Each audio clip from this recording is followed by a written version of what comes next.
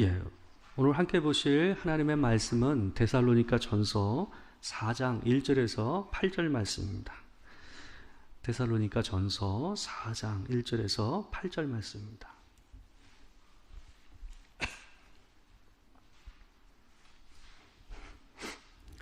예, 여러분하고 저하고 함께 교도하겠습니다. 그러므로 형제들아, 우리가 끝으로 주 예수 안에서 너희에게 구하고 권면하노니 너희가 마땅히 어떻게 행하며 하나님을 기쁘시게 할 수 있는지를 우리에게 배웠으니 곧 너희가 행하는 바라 더욱 많이 힘쓰라. 우리가 주 예수로 말미암아 너희에게 무슨 명령으로 준 것을 너희가 아느니라. 하나님의 뜻은 이것이니 너희의 거룩함이라. 곧 음란을 버리고 각각 거룩함과 존귀함으로 자기 아내 대할 줄을 알고 하나님을 모르는 이방인과 같이 세욕을 따르지 말고 이 일에 분수를 넘어서 형제를 해하지 말라. 이는 우리가 너에게 미리 말하고 증언한 것과 같이 이 모든 일에 주께서 신원하여 주심이라.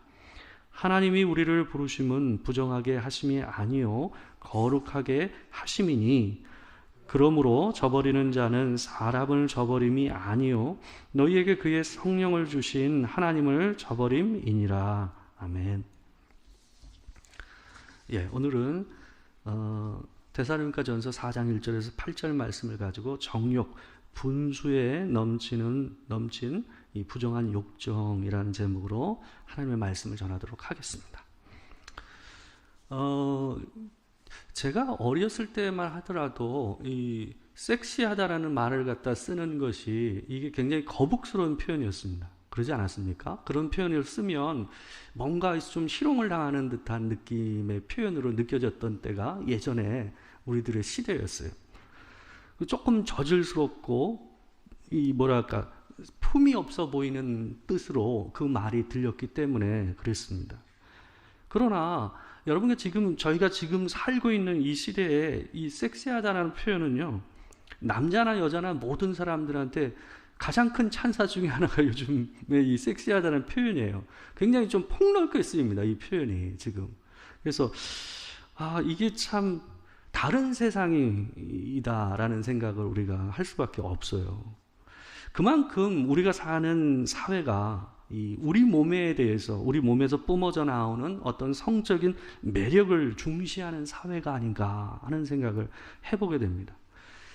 이 몸 숭배와 광기라는 책을 보게 되면 거기에 이 저자가 발트라우트 포슈라는 사람인데요. 이 작가가 무슨 말을 했냐면 이런 말을 했습니다. 몸에 갈수록 집착하여 성적으로 매력적인 몸을 만드는 일에 엄청난 관심을 쏟는 현대인의 몸 집착 현상이 거의 종교적 광기와 같다라고 이 사람이 얘기했어요. 공감이 가지 않습니까? 지금 현재 사람들이 몸에 치중하고 이 집중하는 성향이 좀 그런 경향을 보이는 건 사실인 것 같습니다. 이 성욕이라는 것은 그 자체로서는 죄가 아닙니다. 여러분도 아시다시피 성적인 욕구는 하나님께서 창조 당시에 사람에게 부여하신 이 축복된 본능입니다. 하나님께서 주신 은혜예요. 그러나 성욕이 대상을 가리지 않고 발산되면 그것이 뭐로 가는 겁니까? 그것을 정욕이라고 얘기하는 거예요. 정욕은 하나님이 정하신 울타리를 넘어선 성욕을 가르쳐서 표현하는 것이 정욕이라는 표현입니다. 이 정욕은 이 성욕의 대상을 존중하지 않습니다. 인간 대 인간으로서 존중감을 가지고 갖는 성욕이 아니에요. 자신의 성욕을 채워줄 대상으로서 이 상대방을 생각하는 거예요. 그게 정욕의 특징입니다. 이 자기가 가지고 있는 이 성적인 욕구가 채워지게 되면 어느새 차갑게 식어지는 마음이 이 정욕이에요. 이걸 어디서 볼 수 있냐 하면 다윗의 아들 암논의 이야기를 갖다 보게 되면 정확히 보여줍니다. 이 암논이 자기의 이복 여동생이었던 다말을 사랑했잖아요. 그죠? 처음엔 사랑인 줄 알았죠. 너무 가슴앓이를 해가지고 병이 났었잖아요. 암논이 실제로. 근데 이 나쁜 친구를 통해서 술수를 써서 이제 다말을 범하지 않습니까? 성폭행을 하죠. 그러고 나서 보여주는 이 사람의 모습이 바로 전형적인 정욕의 이 모습이에요. 어떻게 했죠? 심히 미워했다고 그랬어요. 심히 미워해서 바로 다말을 갖다가 그냥 쫓아내는 모습을 우리가 그 본문에서 볼 수가 있습니다. 사랑이 아니라 정욕이었다라는 게 이 모습으로 드러나는 거죠. 정욕은요, 정체가 드러나기 전까지는요, 사랑이라는 가면을 쓰고 우리 안에 존재합니다. 그래서 이게 정체가 실질적으로 드러나기 전까지는 어떠냐면 항상 사람들은 그것을 사랑이라고 표현하려고 하는 경향을 많이 띱니다. 근데 결국은 그 가면이 벗겨지고 나면 그게 사랑이 아니었다라는 것을, 자기의 그냥 그릇된 욕정에 불과한 것이었다라는 것을 보여주게 됩니다. 오늘은 이 7가지 치명적인 죄의 마지막 부분으로서 이 욕정이라는 부분에 대해서, 정욕에 대해서 우리가 생각해 보려고 합니다. 이 정욕이 낳는 이 치명적인 죄의 결과에 대해서 우리가 오늘은 생각해 보겠는데요. 이 오늘 본문에서 바울은 데살로니가 전서를 마치면서 마지막으로 내가 너희에게 권면하고 싶은 말이 있다 하면서 얘기를 이어가고 있습니다. 이 말씀은 아마도 이 권면의 말은 이 편지를 쓰기 이전에 이 데살로니가에 있는 교회의 성도들에게 바울이 이전에도 강조해서 얘기했던, 권면했던 얘기였던 것 같아요. 그래서 오늘 본문 1절을 보시게 되면 1절에서 이렇게 얘기를 합니다. 그러므로 형제들아, 우리가 끝으로 주 예수 안에서 너희에게 구하고 권면하노니 너희가 마땅히 어떻게 행하며 하나님을 기쁘시게 할 수 있는지를 우리에게 배웠으니 곧 너희가 행하는 바라 더욱 많이 힘쓰라.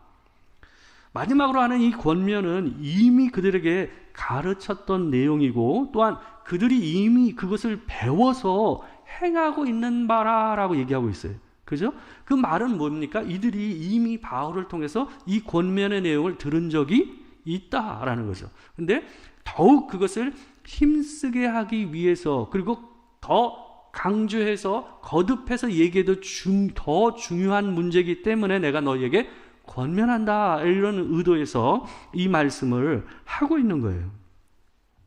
그러면서 내가 너에게 하고 있는 이 권면의 말이 그냥 내가 사도인 나로서, 사람인 나로서 얘기하는 것이 아니라 이 명령은 주 예수 안에서, 주 예수로 말미암아 너에게 하고 있는 말이라는 것을 강조해서 얘기하고 있어요. 1절에서도 예수 안에서 보게 되면 주 예수 안에서라는 말을 쓰고 있고요. 2절에서도 보게 되면 주 예수로 말미암아라는 말을 쓰고 있어요. 여기서 얘기하는 주 예수로 말미암아, 이 말미암아라는 얘기는 무슨 의미를 갖고 있냐면 주 예수의 이름으로, 주 예수의 권위를 따라 이 명령을 하고 있다는 의미예요. 이 단어가 그런 의미를 담고 있는 말입니다. 이렇게 앞으로 할 권면에 대한 무게감을 한층 끌어올리면서 바울이 그들에게 이 권면의 말을, 실질적인 권면의 말을 3절에서 6절에서 이렇게 얘기합니다. 제가 한번 읽어드릴게요. 하나님의 뜻은 이것이니 너희의 거룩함이라. 곧 음란을 버리고 각각 거룩함과 존귀함으로 자기 안에 대할 줄을 알고 하나님을 모르는 이방인과 같이 세욕을 따르지 말고 이 일에 분수를 넘어서 형제를 해하지 말라. 먼저 바울은 우리를 향하신 하나님의 뜻이 거룩합니다라고 얘기하고 있어요. 근데 그 다음에 이어지는 말에서 뭐라고 표현하냐면 곧 음란을 버리라 라고 얘기하고 있어요. 그러니까 여기서 얘기하는, 이 본문에서 내가 너에게 얘기하는 거룩함이라는 것은 뭐하고 관계된 거룩함이라는 걸 얘기하는 거예요? 모든 영역과 관계돼서 집중적으로 내가 너한테 권면하는 것이 아니라 성적인 문제와 관계돼서 정욕을 어찌하고 하나님 앞에서 그 영역에서 음란하지 않을 것과 관계돼서 거룩함을 유지하라 하는 권면을 하겠다라는 얘기를 하고 있는 거죠. 여기에 쓰인 음란이라는 이 단어는요, 헬라어 이 단어가 이 매춘부와 성관계를 맺는 의미로 자주 쓰이는 단어입니다. 그리고 또 이게 어떨 때 쓰이냐 하면 근친상간에도 이 단어가 쓰여요. 더불어 이 포괄적인 이 정상적인 성관계가 아닌 이 모든 것들을 포괄하는 단어로 쓰이는 단어가 이거예요. 근데 이 단어는 오늘 이 본문에서는 전체 포괄적인, 바로 앞에 얘기되었던 이 매춘부와의 성관계와 더불어 근친상관뿐만 아니라 모든 정상적이지 않는, 하나님께서 원하지 않고 이 관계를 허락하지 않은 영역에서 이루어지는 모든 이 부적절한 성관계를 포괄하는 단어로 쓰이고 있어요. 이 당대에는 제가 예전에도 말씀드렸지만 이 음란에 대해서 굉장히 관대했습니다. 특별히 남자들의 이 성적인 문제에 대해서 굉장히 관대했던 사회가 이 로마 사회였거든요. 더군다나 종교적인 영역에서도 어떤 게 있었냐 하면 이 신년을 섬기던 사제, 남사제, 여사제하고 관계돼서 이 종교적인 행위 하나로서 성적인 관계를 맺는 것이 일반화되어 있던 때가 거기였거든요. 근데 고린도 같은 경우가 이런 부분이 굉장히 심각했던 도시가 고린도였고요. 근데 뭐 전반적으로 이런 문화가 다 깔려져 있었던 데가 이 그리스 헬라 지역 이 문화였습니다. 로마와 그러다 보니까 이 그리스도인으로 살면서 음란하지 않게 거룩한 삶을 유지한다는 것이 굉장히 어려운 일이었어요. 왜 그럴까요? 태생적으로 그 문제에 대해서 심각하게 여기지 않는 거예요. 그것을 죄라고 여기지 않으면서 자라왔어요. 그리고 그게 익숙하게 그냥 그런 것을 일반적으로 하는 거야 라고 생각하면서 살아왔던 사람들이다 보니까 갑작스럽게 예수를 믿으면서 그것을 행하지 않아야 된다라는 것을 배우게 된 세대란 말이에요. 그러니까 그게 그렇게 결코 쉬울 수가 없는 거예요. 왜요? 본능적으로 그것이 자기에게 어때요? 끌리니까. 그래서 그것을 절제하기가 힘든 사람들이었어요. 그래서 사도 바울이 더 적극적으로 이 문제에 대해서 그들에게 더 많이 여러 번 걸쳐서 권면을 했는지 모르겠어요. 5절을 보게 되면 바울은 세욕을 따라 사는 것을 하나님을 믿지 않는 사람들의 대표적인 삶의 모습으로 표현하고 있습니다. 그리스도인이 세욕을 따라 자신의 몸을 사용하는 것은 우리의 몸을 그리스도의 핏값으로 사신 하나님을 거역하는 것입니다. 고린도전서 6장 19절에서 20절 말씀을 보게 되면, 고린도전서 6장 19절에서 20절입니다. 제가 위에는 잘못 써놨네요. 19절에 20절 있는 데인데요. 우리 같이 한번 읽어보겠습니다. 자, 시작. 너희 몸은 너희가 하나님께로부터 받은 바 너희 가운데 계신 성령의 전인 줄을 알지 못하느냐. 너희는 너희 자신의 것이 아니라 값으로 산 것이 되었으니 그런즉 너희 몸으로 하나님께 영광을 돌리라.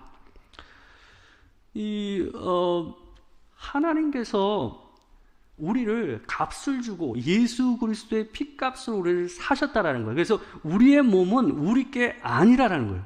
너희 것이 아니라 하나님의 것이라는 거예요. 그래서 하나님께서 우리를 사셔서 깨끗게 하신 다음에 그 정돈된 곳에 성령 하나님을 두셨다라는 거예요. 그래서 우리가 성령의 전이다라고 얘기하고 있는 거죠.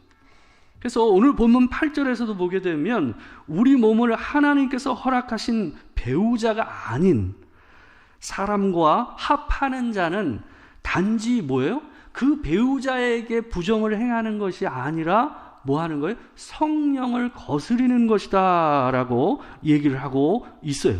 근데 여기 보게 되면 특별히 보면 저버린다라는 말을 쓰고 있잖아요. 저버리는 자는 사람을 저버림이 아니요 너희에게 그의 성령을 주신 하나님을 저버림이다 라고 얘기하고 있어요. 그러니까 음란과 관계돼서 간음하고 정욕을 따라서 성관계를 맺는 것을 성경은 뭐로 보고 있는 거예요? 단순히 사람과 사람 사이에 일어나고 있는 음란한 행위, 그 사람을 향한 악한 행위로만 보지 않아요. 오히려 하나님을 향한 행위로 그걸 봐요. 왜요?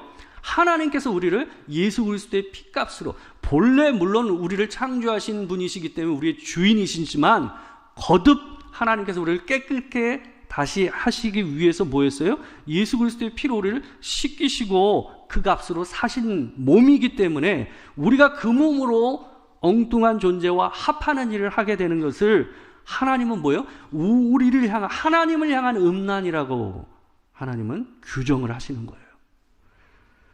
그래서 여기에 쓰인 성령을 저버린다, 이 저버린다는 표현은요, 어떤 의미가 담겨져 있냐면 무시한다, 거부한다라는 거예요. 그러니까 성령께서 우리 안에 계셔서 우리를 이끌어 가시는 인도하심을 뭐 한다라는 거예요? 거부한다는 거예요. 그리고 하나님께서 우리 몸을 사용하시는 것을 뭐 하는 거예요? 거절한다, 무시한다라는 의미를 담고 있는 게 여기에 나오는 저버린다라는 말의 의미인 거예요.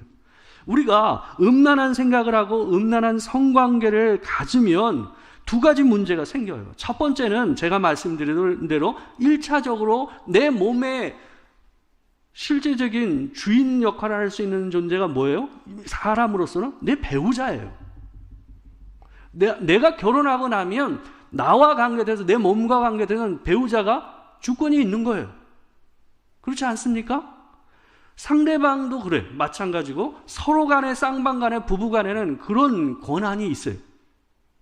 근데 1차적으로 생겨나는 게 그 배우자를 향해서 뭐 하는 거예요? 배우자에게 내가 해야 될 도리를 잃고 관계가 깨어지는 거예요. 그 사람이 알건 모르건 간에 이미 그 행위를 하는 순간 우리는 깨어지는 거죠. 두 번째, 2차적으로는 하나님과 우리의 관계가 무너지는 일이 벌어진다라는 것을 성경은 강조해서 얘기를 해요. 다윗이 밧세바를 범하고 나서 그 일의 결과를 이렇게 고백하는 걸 우리가 보면 알 수가 있어요. 시편 51편 9절에서 12절 말씀을 보게 되면 다윗이 자기의 상태를 하나님 앞에 이렇게 고백을 해요. 자기가 음란한 행위를 하고 나서 이런 상황이 벌어졌다라는 것을 얘기하는 거예요. 같이 한번 읽어보겠습니다. 자, 시작. 주의 얼굴을 내 죄에서 돌이키시고 내 모든 죄악을 지워주소서. 하나님이여 내 속에 정한 마음을 창조하시고 내 안에 정직한 영을 새롭게 하소서. 나를 주 앞에서 쫓아내지 마시며 주의 성령을 내게서 거두지 마소서. 주의 구원의 즐거움을 내게 회복시켜 주시고 자원하는 심령을 주사 나를 붙드소서. 다윗은 남의 아내였던 밧세바와 한 몸이 되었어요. 그 일이 하나님과의 관계를 무너뜨렸다라는 것을 자기가 몸소 느낀 거예요. 자기가 그냥 글로만 표현되는 것이 아니라 자기가 느낌으로 실질적인 두려움으로 느낀 것을 이 시로 표현한 거예요. 이전에 하나님과 관계에서 느꼈던 하나님과의 친밀감이 깨지는 거예요. 그분과 함께 할 수 있었고 그분이 나와 함께하고 계시다는 것을 충만히 느끼면서 살았던 다윗이 그 죄를 범함으로써 뭐 하게 된 거예요? 하나님과 내가 깨어졌다 라고 느끼게 되는 거예요. 그분이 나를 향해서 등을 돌리고 있다라는 느낌을 받게 된 거죠. 자기 안에 함께 하셨던 주의 영이 뭐예요? 더 이상 함께 하시지 않는다라는 것을 이 사람이 느끼고 있음을 우리가 볼 수가 있는 거예요.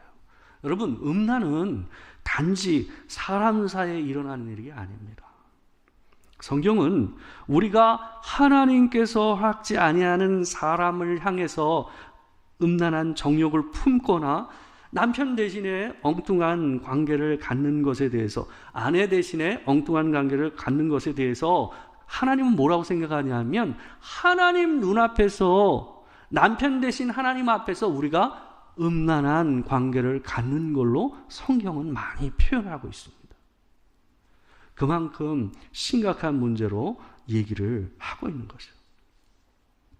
레위기 18장을 보게 되면요, 하나님께서 이스라엘 백성들을 애굽에서 구원하셔서 가나안 땅으로 들어내신 때에 뭘 얘기하냐 하면, 이거 하지 말라고 얘기하면서 얘기하는 게 뭐였냐 하면, 레위기 18장에서 세 가지를 얘기해요. 엉뚱한 성관계를 갖지 말라고 하는데 그 중에 첫 번째가 뭐냐 하면 근친상간 6절 이하부터 18장 레위기 18장 6절 이하를 보게 되면 근친상간을 하지 말라고 강조해서 얘기하고요.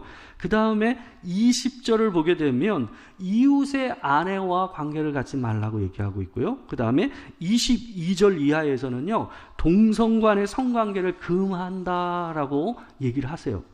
근데 여러분, 이 말을 하면서 아주 중요한 말이 나오는데요. 레위기 18장 27절에서 28절을 보게 되면 하나님께서 이런 얘기를 하세요.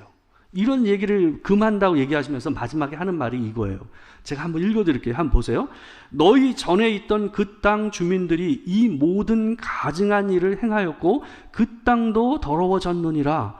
너희도 더럽히면 그 땅이 너희가 있기 전 주민을 토함같이 너희를 토할까 하노라. 하나님께서 가나안 땅에 있었던 토착민들을 쫓아내시고 그 땅에 이스라엘 백성들을 집어넣으신 이유가 뭐라는 거예요? 그들 안에 있었던 이 말로 담을 수 없는 이 성적인 문란함들이 더 이상 그 땅에 살 수 없게 만들었다는 거예요. 그래서 땅이 토해내듯이 그들을 갖다가 그 더러운 것들을 뭐예요? 입 밖으로 토해내듯이 쫓아냈다라는 거예요. 그렇기 때문에 너희가 그 땅에 들어가서 그들이 행한 것과 같이 그런 음란한 삶을 살게 되면 너희 또한 어떻게 될 거라는 거예요? 그 땅에서 토해냄을 당할 수밖에 없을 것이다라는 것을 하나님께서 미리 그들에게 경고하시는 내용의 말씀입니다. 정욕을 따라 사는 삶은 단지 사람 사이에 일어나는 치적 문제가 아니라는 것을 계속해서 성경은 강조해서 얘기합니다. 우리의 몸을 구속하시고 우리와 한 몸이 되신 하나님을 저버리는 행위, 이게 정욕입니다.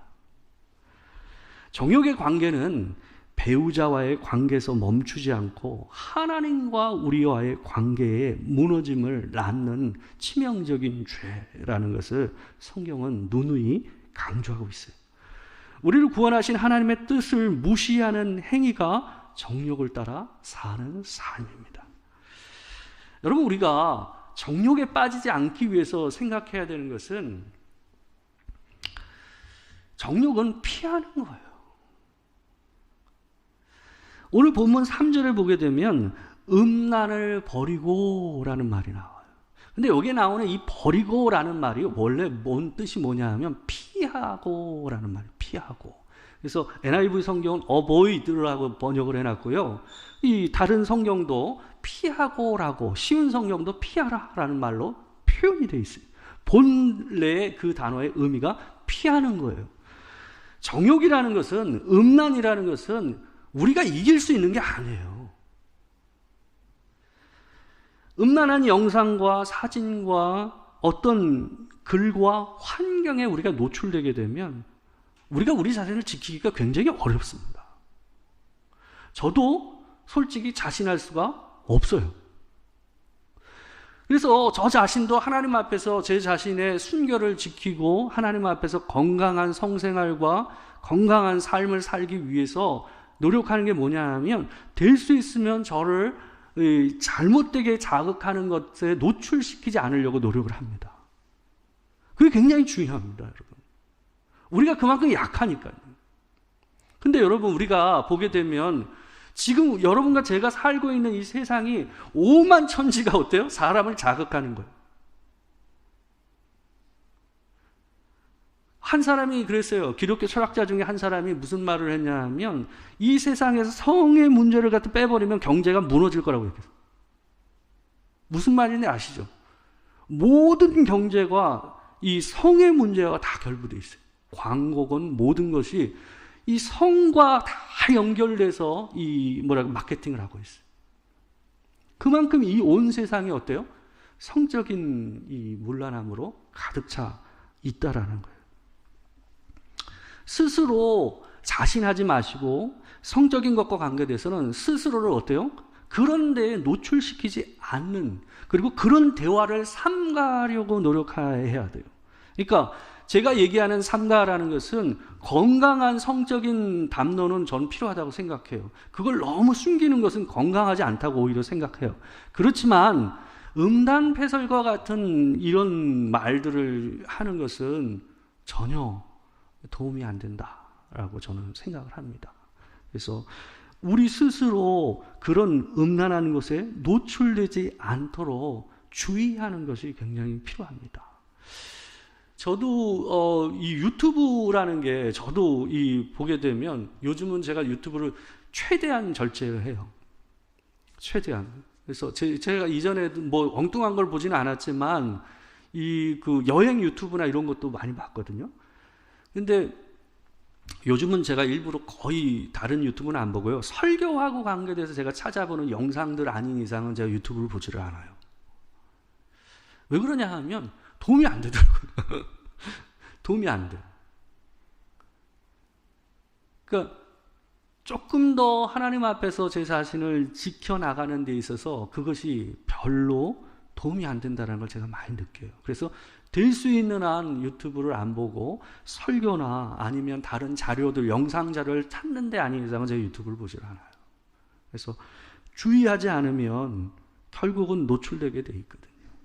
이 다윗이 밧세바에 목욕하는 장면을 보고 피하기가 쉬웠겠어요, 여러분? 쉽지 않죠. 그걸 어떻게, 쉽지 않아요, 그거는. 한 목사님이 그런 얘기 하시더라고요. 자기가 미국에 가져가고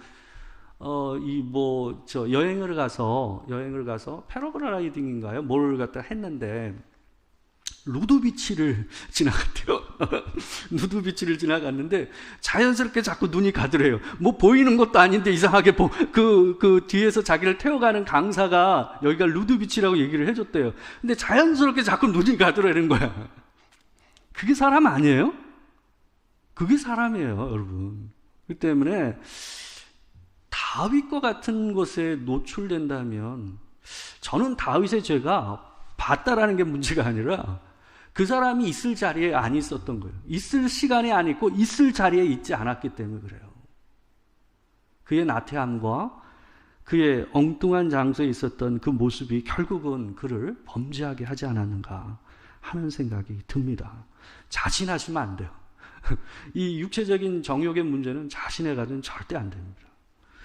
마지막으로 우리가 정욕에 빠지면 사용하지 못하는 그릇과 같이 된다는 걸 우리가 기억을 해야 됩니다. 오늘 본문 4절에 보게 되면요, 무슨 말이 있냐면 각각 거룩함과 존귀함으로 자기 아내 대할 줄을 알고 라고 되어 있어요. 근데 여기 보게 되면 자기 아내라는 말이 나오는데 이 아내라는 말이 원래는 아내가 아니에요. 그릇을 얘기하는 단어입니다. 그릇. 헬라어로 그릇을 얘기하는 건데 이게 아내를 생각한다 해가지고 의역을 해가지고 자신의 아내라고 번역을 해놓은 거거든요. 그래서 NIV 성경이나 쉬운 성경 같은 경우는 전부 다 뭐로 번역을 했냐면 그릇으로 다 번역을 해놨습니다. 보시면 알게 될 거예요. 거기 안에 있는 데가 그릇으로 번역이 되어 있어요. 그러니까 여기서 얘기하는 그릇은 뭘 의미하는 거냐면 몸을 얘기하는 거예요.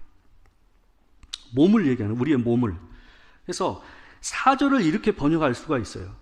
너희 각 사람은 자기 몸을 거룩하고 존귀하게 다스릴 줄 알아야 한다. 그러니까 아내가 아니라 자기 몸을 거룩하고 존귀하게 다룰 줄 알아야 된다라고 성경이 얘기하고 있는 거예요. 우리가 자기 몸을 거룩하고 존귀하게 다스린다라는 말은 뭐냐 하면 우리의 몸이 하나님께 쓰임을 받는다라는 말과 연결되는 말이에요. 그래서 이 말을 갖다가 좀 더 보게 되면 디모데후서 2장 20절에서 22절 말씀을 보면 이 말이 무슨 말인지를 정확히 알 수가 있습니다. 디모데후서 2장 20절에서 22절 말씀 우리 같이 한번 읽어보겠습니다. 자, 시작. 큰 집에는 금그릇과 은그릇뿐 아니라 나무그릇과 질그릇도 있어 귀하게 쓰는 것도 있고 천하게 쓰는 것도 있나니 그러므로 누구든지 이런 것에서 자기를 깨끗하게 하면 귀히 쓰는 그릇이 되어 거룩하고 주인의 쓰심에 합당하며 모든 선한 일에 준비함이 되리라. 또한 너의 청년의 정욕을 피하고 주를 깨끗한 마음으로 부르는 자들과 함께 의와 믿음과 사랑과 화평을 따르라. 바울이 디모데에게, 젊은 사역자 디모데에게 권면하면서 뭐라고 그러냐면 큰 집에는 다양한 그릇이 있다라는 거예요. 어떤 그릇은 금그릇과 은그릇처럼 아주 비싸고 아주 멋진 그릇이 있고 화려한 그릇이 있고, 또 어떤 그릇은 나무 그릇이 있고, 어떤 그릇은 아주 천하게 쓰이는 질그릇 같은 그릇이 있다라는 거예요. 근데 여러분, 중요한 건 이거예요. 그게 아무리 화려한 금그릇, 은그릇이라고 할지라도 그 그릇이 깨끗하지 않으면 그릇으로 쓸 수가 없잖아요. 거기에 뭘 담을 수 있겠어요? 바울이 얘기하는 말은 그거예요. 우리가 금그릇이냐 은그릇이냐 나무 그릇이냐 질그릇이냐가 중요한 게 아니라 뭐라고요? 깨끗하게 하는 거예요. 우리의 몸을 하나님 앞에서 깨끗하게 하면 뭐 한다라는 거예요? 우리가 귀히 쓰는 그릇이 된다라는 거예요. 우리 집에 안 쓰는 비싼 그릇도 있죠? 1년에 한 번 나올까 말까 하는 그릇, 몇 년째 안 쓰고 있는 그릇 있으시죠? 근데 여러분, 그릇은 중요한 게 뭐예요? 주인의 손에 들려서 거기에 음식이 담겨지고 거기에 식탁에 놓여져야 그 그릇이 어때요? 그릇인 거 아니에요? 이 얘기가 그 얘기인 거예요. 금그릇이냐 은그릇이냐 나무 그릇이냐 질그릇이냐 중요한 것이 아니라 그 그릇이 깨끗해야 주인의 손에 들려져서 거기에 음식이 담겨질 수 있는, 사용할 수 있는 그릇이 된다라는 거예요. 그게 뭐라는 거예요? 귀한 그릇이다 라고 얘기하고 있어요. 우리가 하나님 앞에서 우리의 몸을 깨끗이 사용해야만 뭐예요? 하나님의 손에 들려지는 귀한 그릇이 될 수 있다라는 것을 얘기하고 있는 겁니다. 우리의 삶 안에서 우리의 마음과 몸을 정욕에서 멀리하고 건강하고 건전한 성생활과 하나님께서 주시는 은혜의 울타리 안에서 삶을 살아간다면 하나님께서 주시는 기쁨, 진짜 주시는 그 기쁨을 누릴 수 있다라는 거죠. 그 은혜가 여러분의 가정과 우리에게 있기를 주의 이름으로 축원합니다.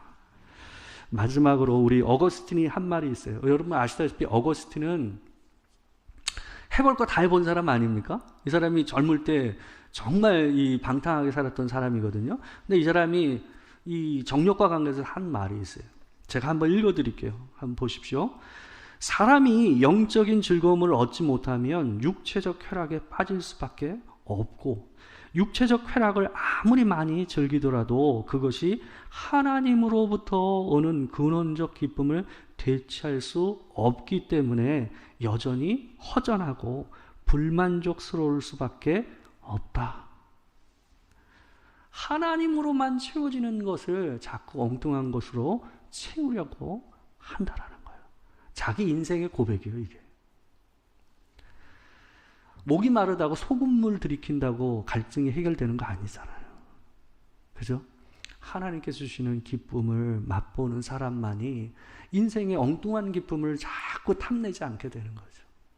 하나님께서 주시는 그 건강하고 좋은 기쁨을 누리는 우리가 되게 주의 이름으로 축원합니다. 기도하겠습니다. 사랑하는 주님, 하나님께서 우리의 몸을 사셨고 또 주께서 우리의 몸을 쓰시길 원하시지만 때로는 우리의 마음과 몸이 하나님 앞에 깨끗하지 못해서 주의 손에 들려질 수 없는 그릇과 같이 모양만 화려한 그릇이 될 때가 있습니다. 하나님, 우리의 마음과 생각을 또 우리의 몸을 더욱 깨끗이 하고 또 아름다운 하나님께서 허락하신 삶을 살아라. 하나님의 손에 들려지게 부족함이 없는 참 깨끗한 그릇, 주님 보시기에 귀히 쓰실 그릇이 될 수 있는 우리가 될 수 있도록 주님 도와 주시옵소서. 지금은 우리 주 예수 그리스도의 은혜와 아버지 하나님의 크신 사랑과 성령의 교통하심이 참으로 하나님 앞에서 하나님의 피값으로 사신, 예수의 피값으로 사신 몸을 깨끗이 하고 마음을 깨끗이 하여 하나님이 사용하시기에 부족함이 없는 귀한 그릇이 되기를 원하는 성도들 가운데 이 자리에 있는 모든 성도들과 또 함께하지 못하는 성도들 가운데 지금으로부터 영원토록 함께하시기를 축원하옵나이다. 아멘.